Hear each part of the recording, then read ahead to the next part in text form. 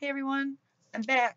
My name is Sarah, and I love astrology. I also like psychology. So today we're going to talk about something related to psychology, a medication.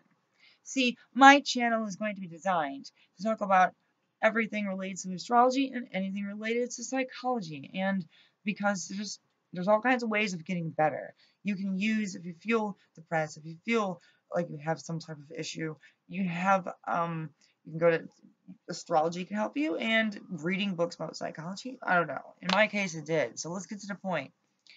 Um, there's a medication out there that's frequently prescribed for any type of mental disorders like manic depression, anxiety is the main one, I think, and night sleep terrors and things of that nature. Okay, let me tell you, friends, this is being prescribed off label.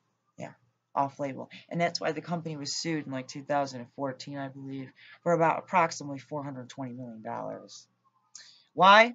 Because of these off-label, prescriptions. And what's going on here is that gabapentin is a highly addictive medication. Okay, it seems harmless, man, but let me tell you something, it's not. Now, the medication was originally developed to mimic a neurotransmitter called GABA. GABA helps you feel good. Whoa, you're like, yes, that's how it is. And you like the way you feel. That's why people were trying to mimic it back in the day. I don't know, 1930s. I can't way back. I don't know. However, there were like 21 or 22 different types of medication. Only a few were accepted. And like I said, gabapentin is one of them. And it goes by also the name of Neurontin. And it comes in like 300, 600 milligrams, pills, capsules, things of that nature. And what it's for originally is for epilepsy. So because it didn't, affect the GABA or mimic what they wanted to do, it did turn out to help with epilepsy. Okay. Also, it's good for neuropathic pain relief, usually associated with diabetes or really anything for that nature. You know what I'm saying? Um, and just nerve pain in general. Another thing that I could say about this drug is that I read that it can help people who have problems with alcohol or any type of addiction.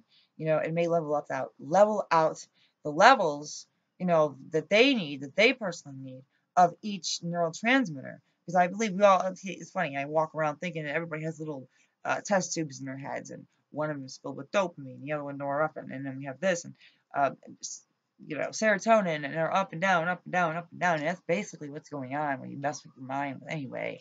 Foods, amino acids, things of that nature. You know what I'm saying? Now, gabapentin is that it is a tricky drug. It truly is. I believe the bioavailability that you can maximally achieve from taking this drug is like 62% or something like that because it's renally excreted. So, yeah, that's how it's if that's related. And I just know a few tidbits on this. I mean, I didn't read a lot, but enough to know.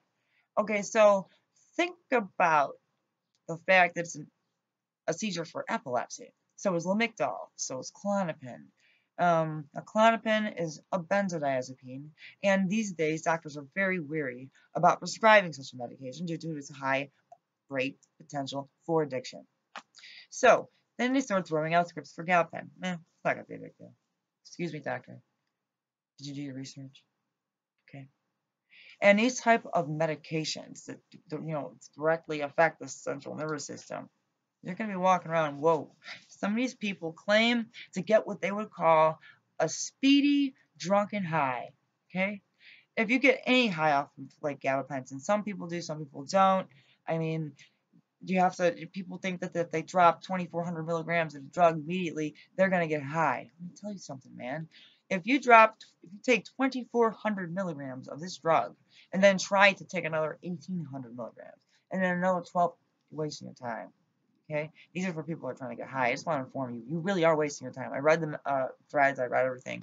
What's going on here is you can only take so much of this drug, and then the recepting neurotransmitter sites are becoming saturated with the drug. And so what's happening here is it stops. The more drug they take, it doesn't matter. It's already absorbed. So you're pretty much wasting the rest. It works on calcium channels in mysterious ways, which I have to research more. And I do know that it impacts the level, magnesium intake. So what happens here is that when people are on gabapentin, they sometimes become a little, depleted of magnesium or calcium because it's very tricky to take with this drug.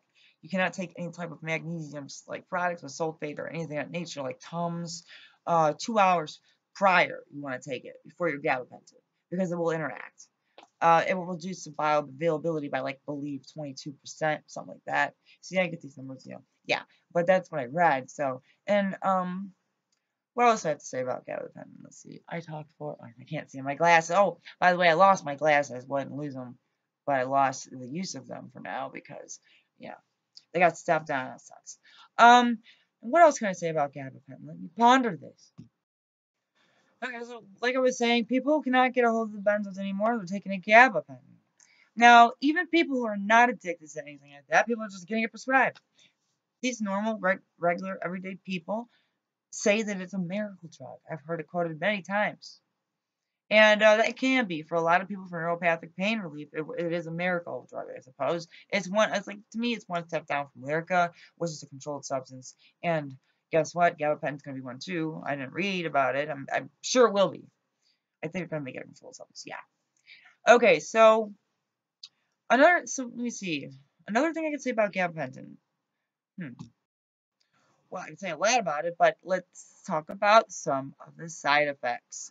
Now, the side effects usually people experience would be bloating, like, water retention, possibly in your ankles, any type of, lower extremities, anywhere really, but mostly the ankles. Another one is weight gain. However, some people have a different reaction. They get energy from the drug, so they don't want to eat. It all see, but that's what I'm saying. Like everything is affected differently. But majority gain weight off of gabapentin. That's what I heard. Um, Another major side effect is memory loss. Memory loss, yes, and that is not a good thing. Benzodiazepines. I just read something like an article. It said something about if you have been taking benzodiazepines for a prolonged period of time, you may have a chance, 84% chance at that, for developing Alzheimer's disease. Yes, sucks. Uh, and I'm a type of morbid individual who always thought I would end up with something like that. I've been on Klonopin. I'll give you some personal information for anxiety for a long time, 15 years. And gabapentin I've also been on, and that's why I feel the need to speak out about it. I'm on it right now. I take 2,400 milligrams a day, 600 increments. And do I experience the side effects I spoke of?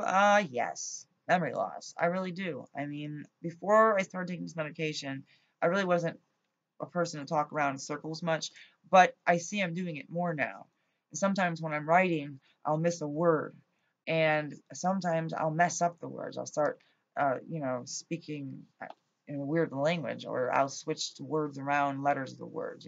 And my language gets impaired, is what I'm saying. So yeah, you want to be aware of that. We're all guinea pigs here, folks. We're all test subjects. I feel. I am anyways. And if you use any type of medication. And you're taking a chance. You really are. You're messing with your brain chemistry when you put anything into your body. You know what I'm saying? Specifically anything that's psychotropic. All right, so anyways, I will conclude my presentation on gabapentin and what I knew about it. And let's see. Yeah, I think I said everything I want to say about this for now. And of course, I have to just throw in the following. If you are a gabapentin user and you feel that things have gotten out of control, you feel that, wow, possibly, maybe I do have an issue, you might consider going into a treatment center to get detoxed. Detox. Now, if you want treatment, go ahead, do it. But if you don't let them talk you in to staying. If you don't want to, you just can officially detox off the drug and walk out if you have a problem with anything. You don't have to stay. A lot of they try to like make it seem like you have to stay or something like that. No, you do not. Anyways, but I'm just saying it's up to you. In the aspect of any type of addictions, things help different things for different people. Now, in astrology, when you're looking for any type of addictions or repetitive behavior, you want to look for the moon. That's like your habits. You're going to look for Neptune. Neptune is like delusional. It's hazy. It's foggy. It's like a drug. It's rules over narcotics and alcohol. And then we want to look at the 12th house of seclusion, which is also known for like mental illness type things, jails, and just self-undoing. Just anything bad you do to yourself. It's the skeleton in the closet of the zodiac. Okay, and why do I bring this up? I'm just saying it because I'm talking about drugs. I'm talking about gabapentin. If you have a potential to use drugs, it could be seen in your chart. If I missed anything, oh yeah, of course, Pisces. And seeing how Neptune rules over the sign of Pisces, you may know a few Pisces, and this is talking generally speaking, don't, that may have a problem with just escapist behavior in general. I'm not just talking about drugs here. I'm talking about any addiction. I won't go into that. I'm sure you can get what I'm saying. All right. So with that said, I believe I will close. And further, I'm going to be coming out with some videos more about psychology and how they're related to blah, blah. And you'll see, it'll be really fun. I'm coming out with a video about Mercury. It should be coming out the same day as this one. And it will include some brief data and explanations of Stephen King. Yes, Stephen King is a Virgo, and he just turned 70 years old. So, if you want to watch that video, that'd be great.